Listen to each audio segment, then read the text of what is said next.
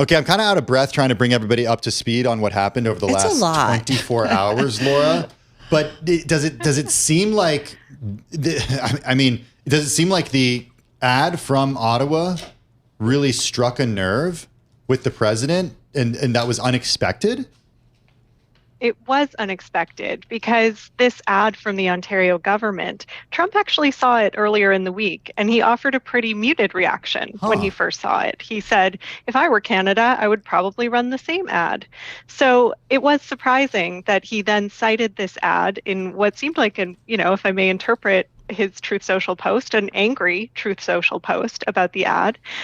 So it seems he had a couple of days to absorb it, and then it, did trigger this response from him. So it was very surprising from the Canadian side. But with Ontario Premier Doug Ford deciding to pull the ad as of Monday, he did note that if their goal was to get U.S. attention to this ad, they have done their job. They spent $75 million Canadian dollars on this ad campaign, and Trump has really amplified it. The views are way up ever since Trump made this announcement. So, so well done, Canada. It's the Streisand effect. Truly. Well, I don't know about that. It is definitely the Streisand effect. Definitely not good to have trade talks paused. As Mark Carney noted this morning, trade talks had been progressing. We believed that a steel and aluminum sector tariff deal was, if not imminent, that there was real momentum happening toward that. So now that Ford has said he will pull the ad as of Monday so that trade talks can resume, what we're looking to confirm is whether or not the U.S. agrees with that. Will they go back to the table? So what's at stake here? Because I'm going to be quite honest with you. I've kind of lost where we are in the U.S.-Canadian trade talks. So where are we? Yeah. What are we discussing? I mean, what's crazy is we know the U.S. and Canada have been longtime trading partners and important trading partners in terms of what goes back and forth between the borders between these two countries. So what's at issue right now? And what's at stake basically?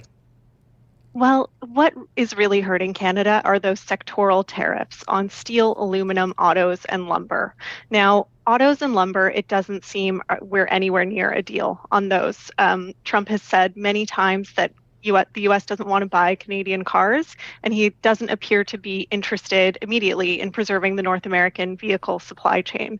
But on steel and aluminum sectoral tariffs, which have had a devastating effect, particularly in Premier Ford's province of Ontario, it did appear that the Canadian and U.S. negotiators were getting closer to a deal. Those talks reopened after Mark Carney visited the White House on October 7th, and there was a discussion about maybe Canadians selling more energy to the U.S. in exchange for lowering those steel and aluminum tariffs. So that's what we were getting close to that was really upended by this Truth Social post. What about Prime Minister Carney, the Canadian Prime Minister? Formerly on the Bloomberg board, formerly within the private investment world. This is a man who's had several different hats. And I'm just, is the relationship between U.S. and Canada going to be different from now on as a result of what's going on right now? Absolutely. So Mark Carney has said multiple times that the old relationship between the U.S. and Canada is over.